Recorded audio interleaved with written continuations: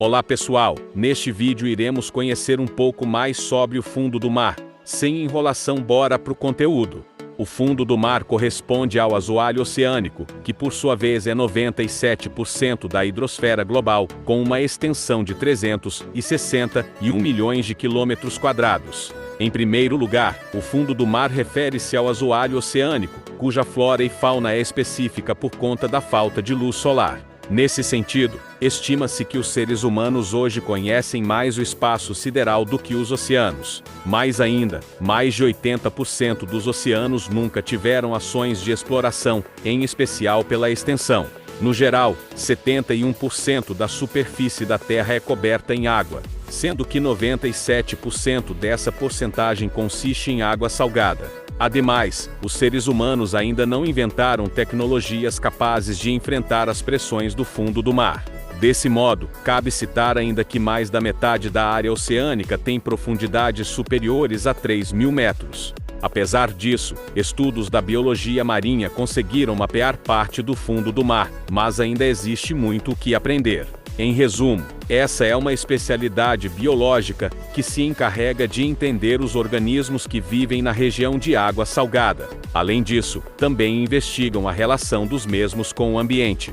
Sendo assim, investigam desde os primórdios, com a formação do oceano primitivo há 2 bilhões de anos até os desdobramentos atuais. Ou seja, o aparecimento de novas espécies, os processos de extinção, as mudanças da vegetação oceânica, diante das mudanças climáticas e afins. Por fim, conheça o que se sabe sobre o fundo do mar a seguir. A princípio, o principal movimento das massas do oceano parte das correntes marinhas. Nesse sentido, existe uma dinâmica desenvolvida com nome, trajeto, temperatura e níveis de salinidade. Como consequência, há transporte de calor, sedimentos e substâncias, de modo que a flora, por exemplo, alcance novos espaços. Além disso, são essas movimentações que tornam o oceano num corpo conectado, apesar da extensão. Por outro lado, estima-se que o relevo do fundo do mar apresente ilhas, vulcões extintos e ativos, cadeias de montanhas e planícies abissais. Desse modo, consiste no maior bioma do planeta, com zonas preservadas, porque estão em média a 3,5 km de profundidade. Mais ainda, existem regiões com fontes hidrotermais, formadas a partir da junção da água do mar e do magma aquecido. Curiosamente, essa é a fonte de energia de bactérias quimiosintéticas, substituindo a luz do Sol. Geralmente, esses organismos compõem a base do ecossistema dessa zona. Ademais, estima-se que o oceano consista em 5,5 trilhões de toneladas de sal, de modo que se formaria uma camada de 45 metros de altura, caso o mar secasse. Porém, a composição consiste em 85% de cloreto de sódio, 24% de sais minerais e 1% de outros elementos. Sobretudo, partem dos processos de erosão e dissolução das rochas terrestres ao longo dos milhões de anos, além de reações químicas naturais do fundo do mar.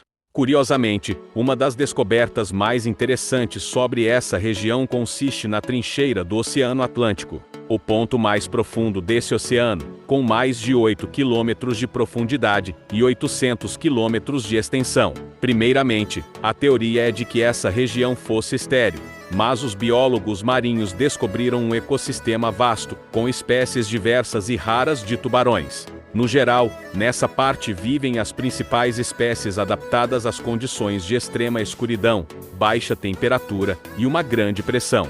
O lugar mais profundo do março. Em resumo, as Fossas Marianas são o ponto mais profundo do mar, no Oceano Pacífico. Nesse sentido, possui uma profundidade de 11 quilômetros, o que equivale à distância que os aviões ficam do solo durante as viagens. Até o próximo vídeo, pessoal!